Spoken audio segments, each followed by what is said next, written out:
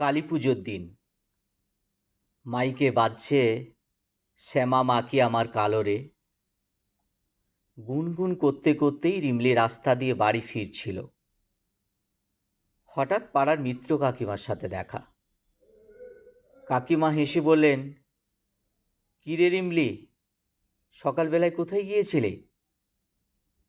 রিমলি মুচকি হেসে উত্তর দিল, আজ তো পুজো, তাই ফুল মালা আনতে গিয়েছিলাম।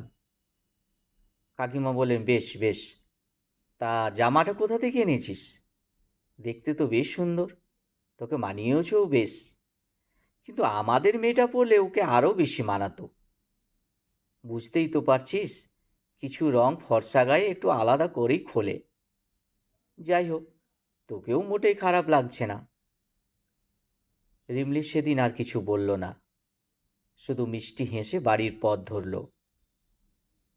বাড়ি ফেরার পথে রিমলি শুনতে পেল ঢাকের শব্দ, ধূপের গন্ধ, আর তার মাঝখানে লুকোনো এক অদৃশ্য বেদনা।